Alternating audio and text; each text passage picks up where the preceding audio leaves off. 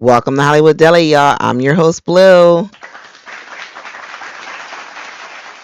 So we have a lot to talk about. It's just Sister Wives get messy, and I am here for it. Okay, not in the sense of I'm happy that this is messy, but we all love a train wreck. Let's not act cute.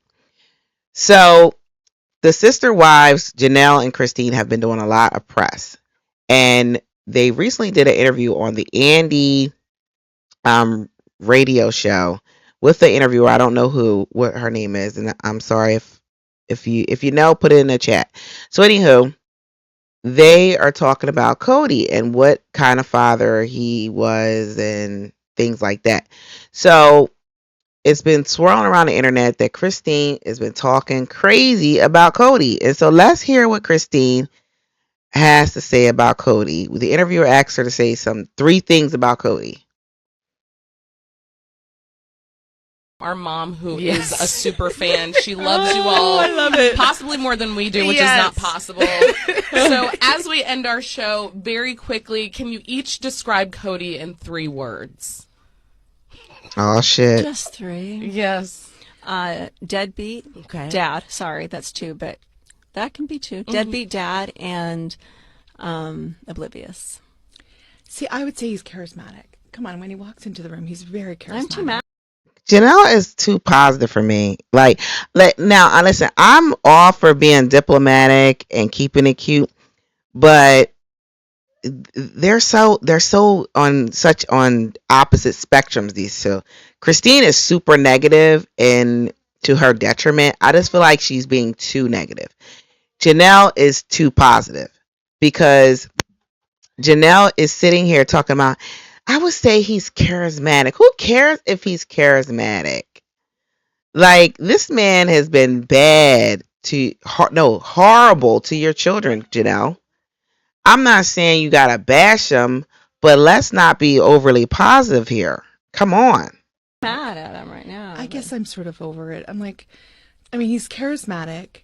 I do. All right, I get that you're over it, but she's not. And here's my thing about Janelle with the whole kids thing. She likes to sweep a lot of things underneath the rug.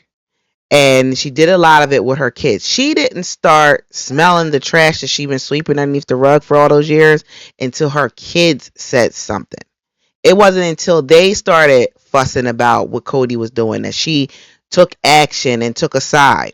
Until then, she was playing neutral. And so now Christine is being really, really negative and toxic, in my opinion, because your daughter, your youngest child, can read and look this stuff up, and so can her friends. So I think to a certain degree, she has to keep it cute. Now, if you hear my daughter in the background, sorry, I am a mom, so just bear with me, y'all. I think he is selfish. I do. And I do think oblivious is probably good. Like, he seems to be sort of like... Now, there you have it. Now she's starting to speak some truth that he is selfish. He's super selfish. And we're going to see why Christine is feeling the way she's feeling pretty soon, because this man is beyond a terrible father. I don't know, the reality is bewildering to him, kind of. Mm-hmm. So that's more than 3 words, but... Honestly, 6 And more hi to your perfect mom. words. Yes. Hi, your mom. They're starting to speak some truth. In particular, Christine, she's pulling back the curtain. She is not letting him. She's not covering for him anymore. She don't have to because she's not married to him. But he's very toxic. So let's keep going with the clips. I want to get those out the way because I want y'all to see why Christine is dragging him for filth. This is why she's dragging this man, not for no reason, not because she's just bitter. There's reason. Tell you a side story really fast. Yes. So Gwendolyn was riding a bike in Flagstaff, and This was she recent. hit by a car. She on the crosswalk. So I'm glad she's okay. she's fine. Look at you She's saying fine. that. Her bike is not fine, but she is fine. She called Kody, and he didn't answer her. So she called Janelle. Janelle answered, dropped everything that she was doing, picked her up, took her to the hospital, took her bike to the shop, did everything you're supposed to do, continued to check on her, made it all possible. I was in Utah, so I couldn't do a thing. And so she just dropped everything to take care of Gwendolyn. And I'm like, thank you so much. She's like, well, of course. I'm like, that's all she said. Well, of course. That's Yeah, so 'cause beautiful. It was what you do, beautiful. right? That's Like, what you do. That's it. You're a mom. They're my She's a mom. kids. Like, they're Yeah. my kids too. It was you know? awesome. Oh, that was nice for Janelle, to hear Janelle say they're my kids. I feel like she just recently got close to them kids because I don't know. Janelle was at work a lot. She was at work avoiding them kids, avoiding raising her own kids. So I'm happy that she's getting closer to Christine's kids. But that's why Christine has the anger towards him because he's not stepping up as a parent. He's just not. He's just doing whatever he wants to do. So I was watching this clip, and I don't know if I have it, of Without a Crystal Ball. Yes, I got it, y'all. I got the clip. So in this clip, you will hear I'm sorry, not Kody. You will hear the church leaders that Mary went to talk about how Kody was upset about, not about Mary leaving. Kody was upset about Christine.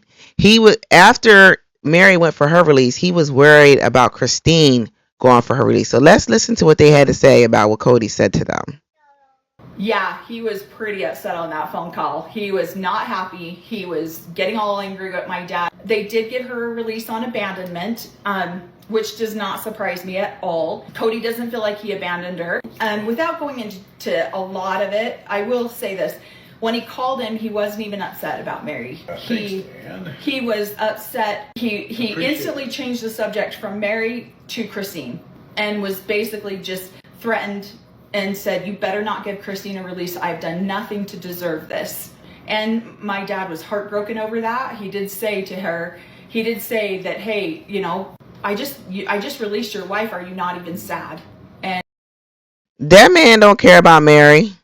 He do not care about Mary. That's why I feel like Mary kind of wasted her time going for that release. That man could care less about Mary. He was done with Mary 15 years ago. But listen to that. That's crazy. He was so obsessed with Christine. And so, of course, it's been swirling around of clips of Christine and Kody talking about what attracted him to her, which is her status, her pedigree. She's polygamy royalty. And so he really did not want to let go of her. And that's why he was showing so much anger. He didn't want her, but he didn't want to let go of her. So it also proves that even though he said that he wasn't worried about the church and all their BS and blah, blah, blah, he still believes. So I think he still believes and wants to portray as a polygamist, maybe to recruit new wives. I hope not. I hope nobody would ever want to deal with him and Robyn. But it just really is just so sad how bad Kody and Robyn are going out. So sad. So I was listening to one of my podcasts that I like to frequent, and I think they're called, hold on, let me find their name because I was just listening to them because I had a long ride from work. Reality TV Cringe. And so they reference I'm not a podcaster, a YouTuber. I think her name is Nikki something. I forget. Hancock or something. I've seen her before on YouTube. Well, anyway, she has a realtor friend that showed her the loans taken out on Kody and Robyn's property. And so it was rumored that Kody had to take a loan out on his property to pay Janelle back. And now they said there was multiple loans. So I'm thinking Mary might have got her money back, and maybe that's why she's not worried about it or bitter about it. I'm thinking those two. And I feel like we're going to see it this season where Mary and Janelle came together and they filed lawsuits against Kody. That's what I'm thinking happened. Or at least put liens on the property, which is why they try to sell it for so high and then they had to pull it off the market. Because now I don't think they can afford to sell it because they'll get way less. They might, get beneath what it's worth, they're saying. And so they're so bad with money. I think Kody is just robbing Peter to pay Paul to pay Robyn to stay with him. And so they're also saying, remember the clip of Kody and Robyn staging her pleading with him to reach out to his kids. So the fans is nosy as hell. So they peeped the jacket that he was wearing. They Googled the jacket, found the brand. One of the fans called the brand and not called them, emailed them and asked them, when did that jacket come out? Honey, it came out in 2023. and it came out after Garrison passed away. So we the fans and I believe that Kody and Robyn staged that scene to help uh repair their reputation, because y'all know how bad they treated Garrison. And so I think that's what happened. I believe that these two diabolical people did not care that that boy passed on. Because remember, when it came time to go see what happened with Garrison, Kody was nowhere to be found. He was supposed to go with Gabe to find out what was going on with Garrison, and he didn't show up. They're trifling. They are so trifling. I hope they get all the karma. I hope they lose that house. I hope the show go up, but I don't hope the show go off because I enjoy like ripping into them bitches. But tell me what you think. Do you think Kody and Robyn are going broke? Do you think that episode that we watched last week was staged? And do you think it happened around the time when Garrison passed away? Anyway, y'all, make sure you like, subscribe, make sure you leave a 5-star rating, and y'all have a good night.